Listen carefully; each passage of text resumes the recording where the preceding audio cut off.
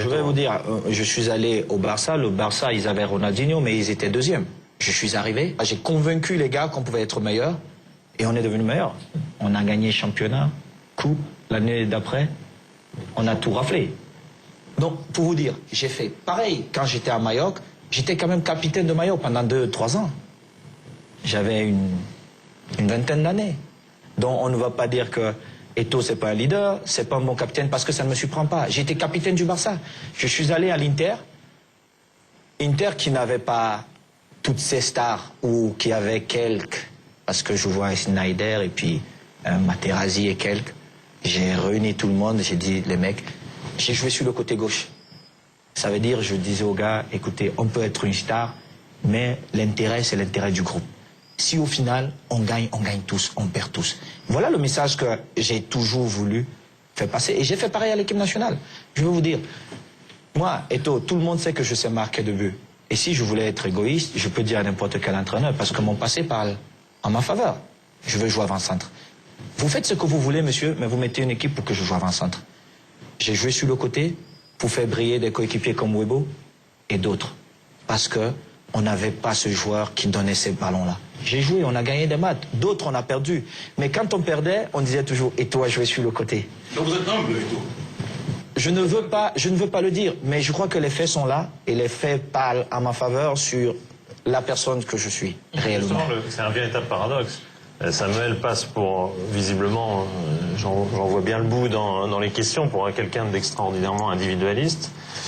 Moi, pour mon expérience, en tout cas de pallettiste, si vous permettez de faire une référence, j'en ai fait des dizaines sur le Barça. Eto'o, que vous décrivez comme un individualiste forcené, a pour moi fait gagner ces équipes-là à la fois par des qualités individuelles, évidemment, mais par une intelligence collective considérable. Donc, quel paradoxe, Samuel, d'avoir cette image aussi individualiste en étant un véritable joueur collectif. Philippe, je ne pense pas qu'il y ait quelqu'un ici qui considère Samuel Eto'o comme individualiste. Nous parlons, nous disons ce que nous entendons. On joue notre rôle de journaliste. Et c'est justement ça qu'il faut recadrer. Et je disais au début que certains seront toujours négatifs sur certaines choses. Parce qu'aujourd'hui, la corruption a pris le dessus, surtout dans notre pays. Donc, pour faire passer un message, il faut payer. Si vous voulez peut-être qu'on dise du bien de vous, on estime que vous avez payé. Mais je veux vous dire, attendez, ne nous voilons pas quand même le visage. On peut tout dire, mais à l'étranger, il y a des chefs d'État qui souhaitent me rencontrer. Dans mon pays, j'arrive, un tel ou un tel m'accuse de je ne sais pas quoi. Je veux vous dire, dernièrement, quand les présidents africains étaient à Paris pour le 14 juillet, je suis allé voir un chef d'État africain. J'étais en jean basket parce que j'étais voir mon frère Usain Bolt.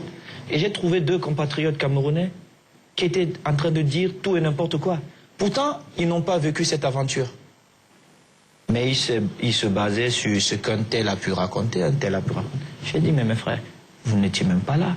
Laissez-nous le soin ou alors la peine de raconter l'histoire telle qu'elle est.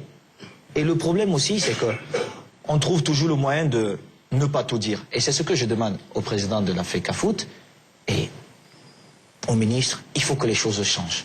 Et les choses ne peuvent que changer si vous, la presse, vous avez la bonne information. Il faut pouvoir la relayer. Ça,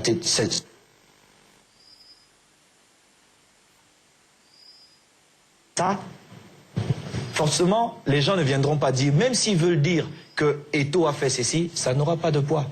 Mais tant que c'est pas fait comme ça, les gens trouveront toujours le moyen de dire que Eto'o a fait. On ne sait pas comment, parce qu'on ne sait jamais dans notre pays, mais il a fait. On n'a jamais été là, mais on a vu. Oui, c'est vrai.